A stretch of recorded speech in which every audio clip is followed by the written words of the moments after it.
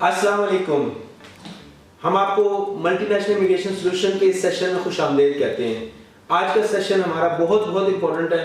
मेरी आप सबसे गुजारिश है कि आप हमारे सेशन को गौर से सुनिए और गौर से देखिएगा, और इसके लिए आपसे रिक्वेस्ट करते हैं कि ये जो वीडियोस है ये आप प्लीज़ इसको शेयर कीजिए बाकी दोस्तों और साथियों के साथ, और हमें सब्सक्राइब जरूर कीजिए, बेल आइकन को दबाइए ताकि आपको नई आने वाली वीडियोस मिलती रहे। मेरे साथ मौजूद हैं मलक अरम साहब।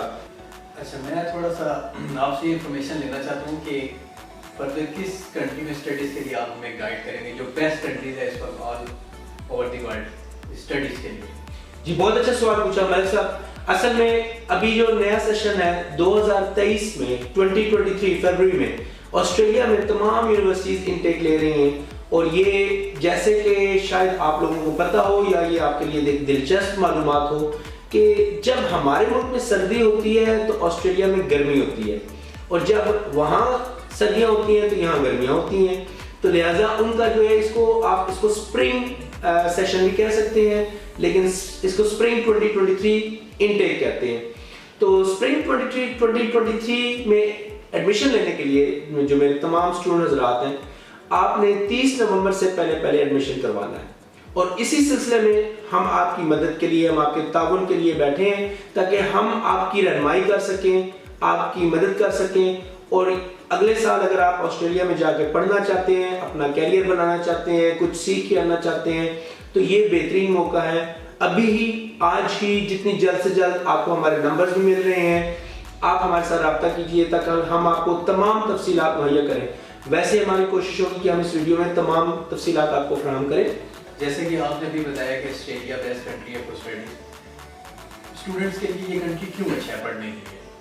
देखिए मेरे साथ ऑस्ट्रेलिया हम इसलिए रिकमेंड करते हैं कि पहली बात तो ये है कि जिस आजकल जो सीज़न चल रहा है, इस सीज़न में सबसे बेस्ट इनटेक टाइम जो है, जो हमारे स्टूडेंट्स फारिग तहसीलियाँ हो चुके हैं, जो यहाँ पे जिन्होंने या तो इंटरमीडिएट कर लिया है या ग्रेजुएशन कर ली है, इस वक्त उनके एडमिशन के लिए नज़दीक तरीन टाइम आ रहा है जहाँ पे वो एडमिशन करके आगे पढ़ना शुरू कर सकते हैं, वो ऑस्ट्रेलिया ही है। पहली बात तो ये है।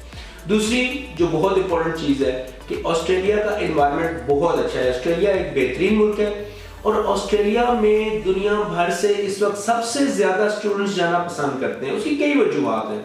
सबसे पहली वजह तो ये है कि वहाँ आपको एक बेहतरीन पढ़ाई का माहौल मिलता है, और जो स्टूडेंट वहाँ जाके पढ़ना चाहते हैं उनको जो इस किस्म का एनवायरनमेंट उनकी ज़रूरत होती है वो बेहतरीन वहाँ मिलता है। तो उसके लिए सबसे अच्छी बात यह है कि ऑस्ट्रेलिया आपको बहुत सारे जो हैं जॉब के ज़राए फराहम करता है। स्टूडेंट्स जो वहाँ पर हैं बहुत सारा पार्ट टाइम काम करते हैं और अपने काफ़ी अखराजात खुद उठा लेते हैं। तीसरी चीज़ ये है कि स्टूडेंट्स जो वहाँ रिहाइश पजीर हैं, चूँकि एक मल्टी कल्चरल सोसाइटी बन चुकी है, तो आपको अपने मुल्क के लोग, अपने पड़ोस के मुल्क के लोग, और उसके अलावा इर्द गिर्द के ममालिक के लोगों से बहुत ज़्यादा इंटरेक्शन होती है, जिसकी वजह से आपको ना सिर्फ अपनी स्टडीज़ में बहुत कुछ सीखने को मिलता है बल्कि अपनी ज़िंदगी में भी बहुत कुछ सीखने को मिलता है। और फिर फर्दर मोर जॉब अपॉर्चुनिटीज़ की वजह से ये मुल्क एक बेहतरीन मुल्क है जहाँ पर लोग और या स्टूडेंट्स हमारे बहुत पसंद करते हैं जाना। जी मलिक साहब, आप कुछ पूछना चाह रहे हैं? जी बिल्कुल, मैंने यहाँ पे एज ग्रेजुएशन की है, अभी रिसेंटली ग्रेजुएट हूँ मैं। अब फर्दर मैं पोस्ट ग्रेजुएट के लिए जाना चाहता हूँ ऑस्ट्रेलिया, तो उसके लिए आप मुझे क्या एडवाइस करेंगे?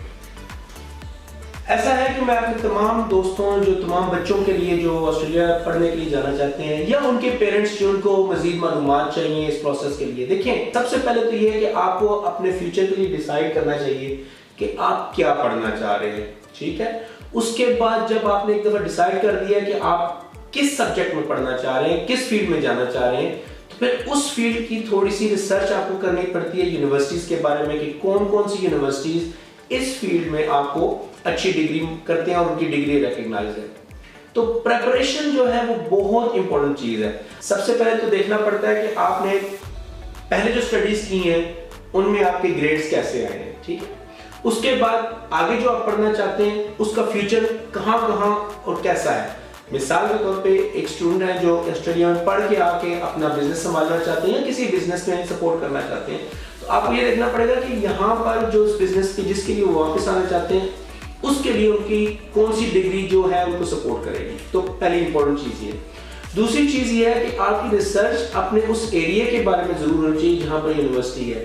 उसमें आपने देखना है कि आपकी यूनिवर्सिटी किस इलाके में है, वो इलाका कैसा है, वहाँ किस किस्म के लोग पढ़ाई करने जाते हैं, उनके टीचर्स हैं जो उनके गाइड करने वाले यूनिवर्सिटी के लोग हैं वो कैसे हैं, उसके बारे में उनकी शोहरत कैसी है। और सबसे इम्पोर्टेंट चीज़ ये है कि आप जब वहाँ जाएंगे तो आपके लिए मौके कैसे हैं, आपकी रिहाइश के वहाँ क्या सिचुएशन बनती है, जॉब्स अपॉर्चुनिटीज़ कैसी हैं आपकी as a part time job आप करना चाहें। और उसके अलावा ट्रैवलिंग जो है बहुत इंपॉर्टेंट है कि आपकी यूनिवर्सिटी के लिए आने जाने में ट्रैवलिंग कोई दुश्वारी ना हो।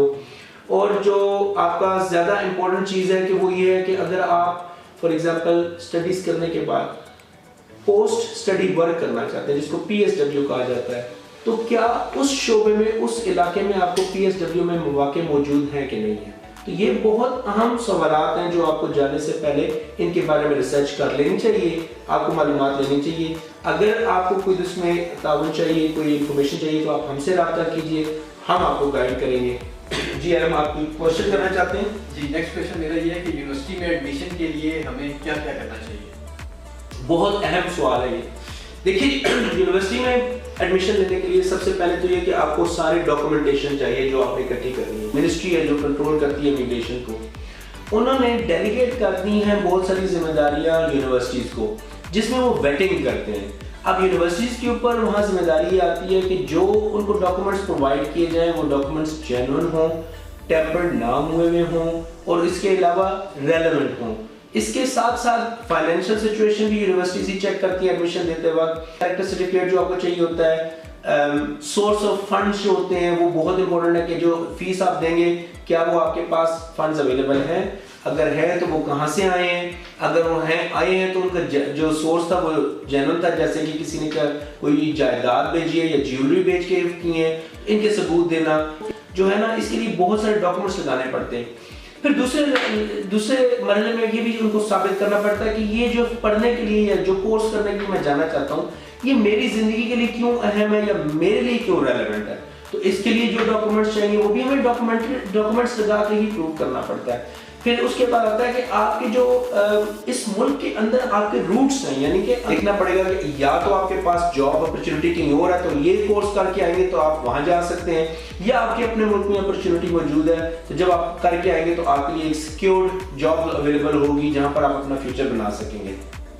तो डॉक्यूमेंटेशन बहुत इंपॉर्टेंट है। डॉक्यूमेंटेशन के अलावा फंड्स बहुत इंपॉर्टेंट है। फिर आपका कैरेक्टर सर्टिफिकेट चाहिए। फिर आपकी विल जो आपकी अपनी इसमें मर्जी शामिल हो, ये एक इंतहाई अहम चीज है जो आपको साबित करनी होती है। अपना पैशन शो करना पड़ता है, उस सब्जेक्ट के बारे में आप पैशनेट होना चाहिए, आपके मार्क्स अच्छे आने चाहिए, आपकी विल होनी चाहिए। विल में ये भी शामिल है कि आपको जो प्रोफिशिएंसी होती है इंग्लिश की वो भी शो करनी पड़ती है कि जी मेरी अंडरस्टैंडिंग बहुत अच्छी है, ये कोर्स करने के लिए मुझे कोई प्रॉब्लम नहीं, कोई मसला नहीं है।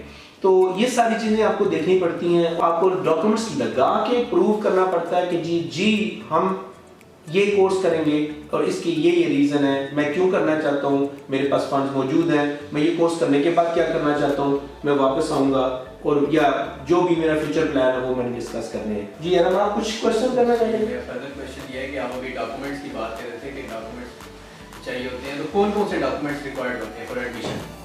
जी बहुत अच्छा सवाल किया मलिक साहब ने कि एक इम्पॉर्टेंट चीज़ ये है कि जब आप डॉक्यूमेंट्स लगाते हैं तो मैं ये जो लिस्ट आपको मैं जो चीज़ें बता रहा हूँ ये टोटल लिस्ट नहीं है, लेकिन ये कुछ बेसिक डॉक्यूमेंट्स होते हैं। देखिए सबसे पहले तो एलिजिबिलिटी पे आ जाए कि ऑस्ट्रेलिया अगर पढ़ने के लिए जाना चाहते हैं तो आप जो है मिनिमम यहाँ पर आपने इंटरमीडिएट किया हुआ हो या प्लस फिर ग्रेजुएशन या जो भी आप उसके बाद डिपेंडिंग ऑन कोर्स जिसमें आप एडमिशन लेना चाहते हैं।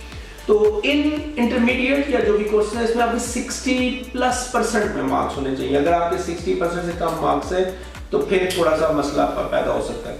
उसके अलावा आपको आइल्स इंग्लिश प्रोफिशिएंसी टेस्ट है जिसमें आपको ये साबित करना पड़ता है कि मेरी इंग्लिश अच्छी है, तो उसमें 6.5 या उससे अबव होने चाहिए। लेकिन जितने ज्यादा नंबर होंगे आपके लिए और आसानियां पैदा हो जाएगी, जैसे कि आपको स्कॉलरशिप अगर आप में भी क्वालिफाई करते हो, अगर आपके मार्क्स भी अच्छे हैं और आइल्स भी अच्छे हैं। सिर्फ मार्क्स अच्छे हैं और आइल्स अच्छा नहीं है तो आप वो भी नहीं अप्लाई कर सकेंगे, वो आपको अच्छा स्कॉलरशिप नहीं मिलेगी। फाइनेंशियल कैपेसिटी जो है, फाइनेंशियल जो कैपेसिटी है, मिसाल के तौर पे आपके पास ब्लॉक अकाउंट होना चाहिए जिसमें आजकल के सिचुएशन को नजर रखते हुए और रुपए को जो कदर है उसको नजर में रखते हुए तकरीबन आपको 62 लाख जो है वो आपके पास होने चाहिए, जिसमें आपका फर्स्ट ईयर के जो सब अखराजात हैं, फीस हैं, आने जाने, मतलब हर चीज़ को कंप्लीट कवर करने के लिए आपके पास कम से कम 62 लाख होने चाहिए। उसके अलावा उन 62 लाख का सोर्स की आपके पास प्रूफ होने चाहिए।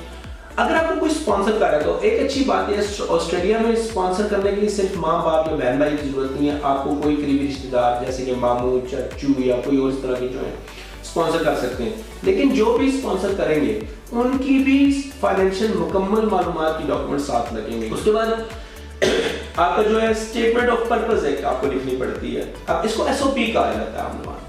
स्टेटमेंट ऑफ पर्पस में आपको सारा ये स्टेट करना होता है कि मैं ये कोर्स में क्यों इंटरेस्टेड हूँ, मैं क्यों इस यूनिवर्सिटी में एडमिशन लेना चाहता हूँ, आप जिंदगी में क्या करना चाहते हैं। तो ये आपकी एक पर्सनल स्टेटमेंट है जिसमें आप बहुत सारी चीज़ों को एक्सप्लेन करते हैं और ये बहुत अच्छी किस्म की होनी चाहिए।